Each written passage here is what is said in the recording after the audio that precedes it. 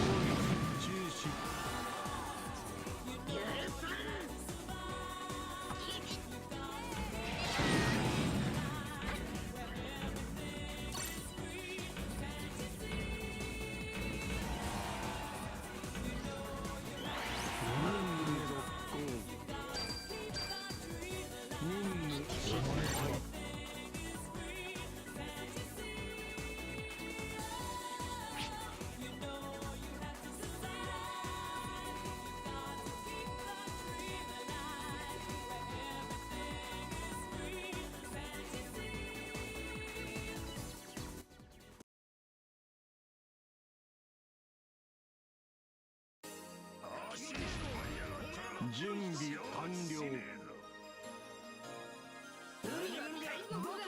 お前を処刑する。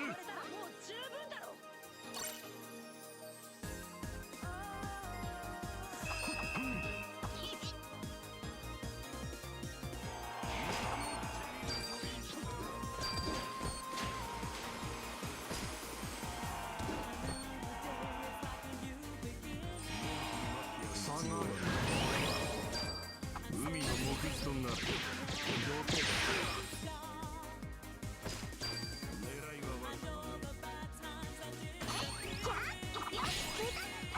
排除する。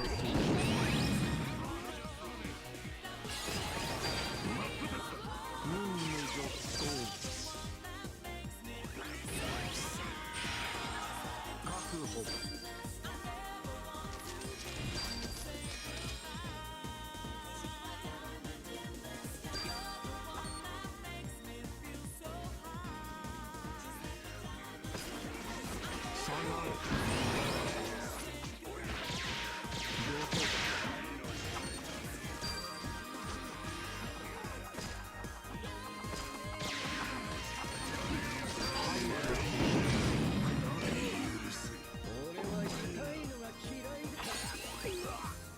差がある。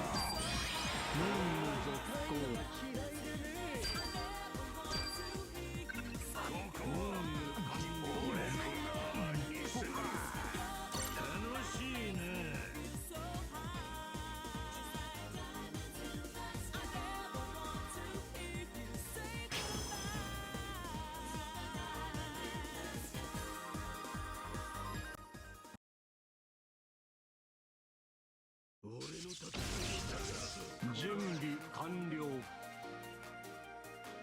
キャンディーマンにして舐めちゃうぜペロリ。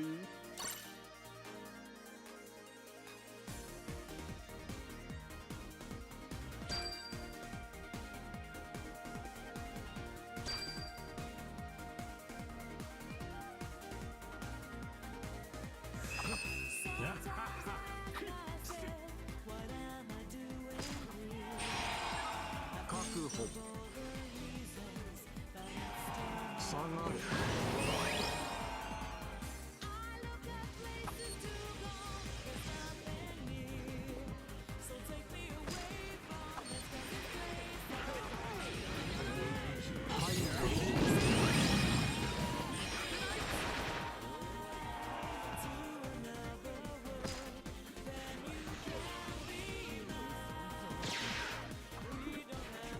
下がれ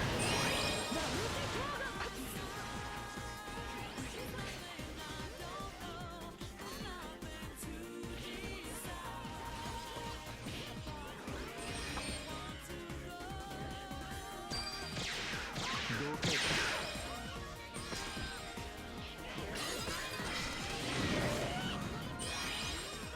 任務続行下がれ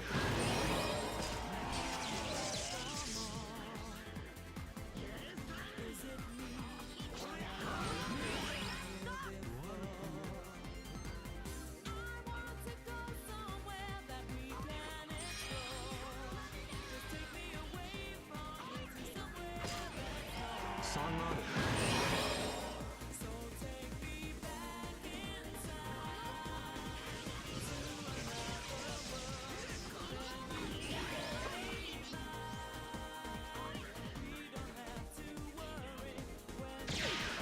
どけ下がれ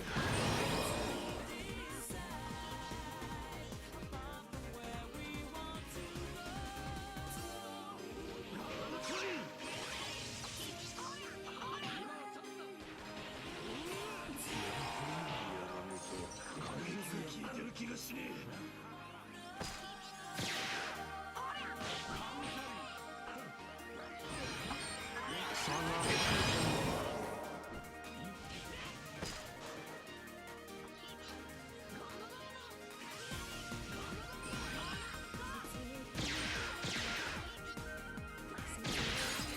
排除する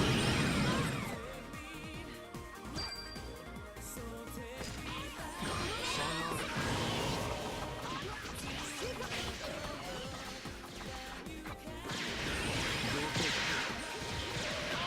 どけ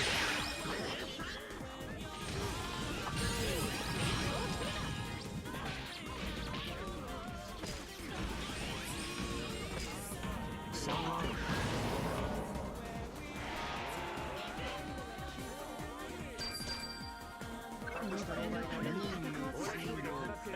俺の攻撃を一番効いてたの隠し通さ